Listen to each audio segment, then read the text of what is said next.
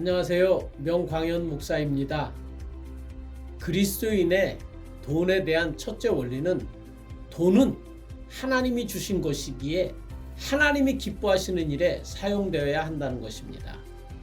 사도행전 4장 36절과 37절에 보면 요셉이라는 사람이 교회가 재정적으로 어려움에 처하자 밭을 팔아서 목돈을 만들어서 사도들에게 필요한 곳에 사용하라고 가져다 주었습니다.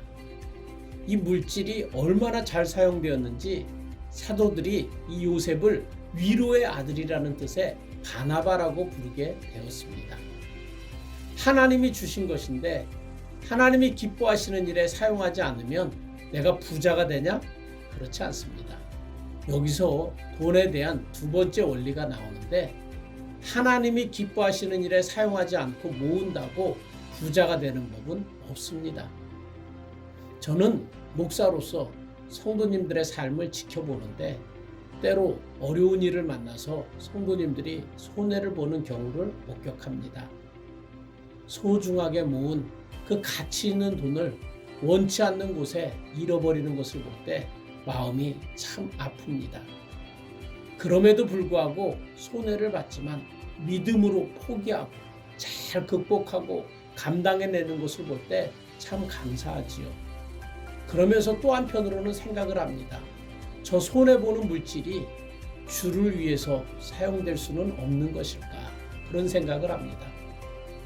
돈은 하나님이 주신 것인데 하나님이 기뻐하시는 일에 사용하지 않으면서 돈이 쌓이는 법은 없습니다.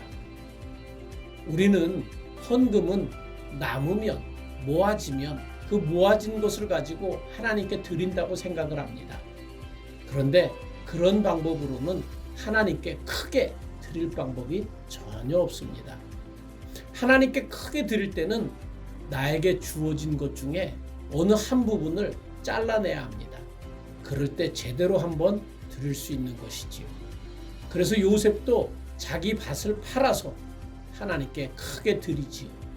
이렇게 돈을 하나님이 기뻐하시는 곳에 사용하는 것이 제대로 사는 삶이고 그것만이 하나님 앞에 남게 되는 것입니다. 돈에 대한 두 번째 원리는 하나님께 드릴 것 드리지 않고 모은다고 부자 되는 법은 없다는 것입니다.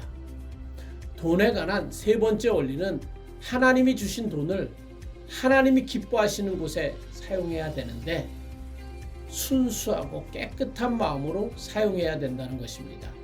그래서 돈을 잘 사용한 요셉과 잘못 사용한 아나니아와 삽비라 이야기가 그 다음에 나오는 것입니다. 요셉은 순수한 의도에서 돈을 사용했고 아나니아와 삽비라는 반만 내면서 온전히 낸 사람으로 인정을 받고 싶었습니다. 아나니아와 삽비라에게는 하나님은 안 보이고 사람만 보였기 때문에 그랬습니다. 결국 중심을 보시는 하나님에 의해 그들은 반을 드리고도 벌을 받고 말았습니다. 여러분, 하나님이 주신 물질을 가지고 하나님이 기뻐하시는 곳에 잘 쓰시기 바랍니다.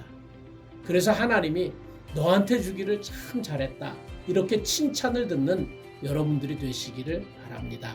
감사합니다.